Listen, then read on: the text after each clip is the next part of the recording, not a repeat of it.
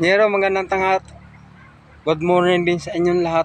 Ako'y kahapoy day off Nero. Hindi ako nakapagbati sa inyong magandang araw sa inyong lahat dyan. Ngayon Nero, di ba bukas parating naman ng undas, kalag-kalag o pista ng patay. Iba sinasaulog natin ang lahat ng uri ng ating mga na yumao na pumunta ng sementeryo. Iba magdala tayo ng ganito Nero, bulaklak, di ba? Ayan, di ba? Bulaklak. Tapos may kasama tong kanila, sindihan mo doon sa puntod ng ating mga ninuno at talagyan ng kandila, di ba? Sisindihan mo doon. Tapos Nero, kahit saan man ako sa mundo at sa buong daigdig at sulok-sulok ng daigdig Nero, kahit saan mang sementeryo yan, Nero, kung malayo ka man sa pamilya mo kasi international Asia, pwede ka pumunta sa Nero, sa malaking cross cemetery at doon ka magsindi ng kandila Nero. Sa tayong mga Kristiyano o Tagalog, kung saan man kayo naroon, pwede Nero, iisa lang ang cross Nero. Kundi pwede kayo magsindi ng kandila noon, alang-alang sa inyong mga minamahal sa buhay na yumao.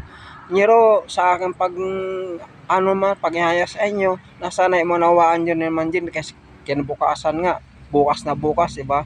Yan ang uno na talagang November 1 na sindihan ng kandila cemetery. Pero kung ngayon naman Nero, kung pwede naman na pumunta ka ngayon sa cemetery, pwede naman, di ba?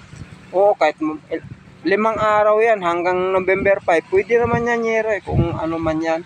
Oo, talagang yan ang ating ngayon pamahiin na taon-taon yan sinasaulog ang ng undas, di ba?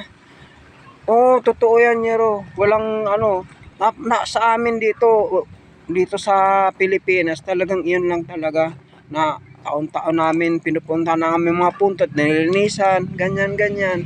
O, Nero, kung anong man sa inyong pag-unawa sa akin, sana'y masaya kayo lagi at nakangiti at huwag kayong malulungkot dito ako. Lagi kitang babatiin at magandang tanghali sa inyo dyan. Bye-bye sa inyo. Bye-bye.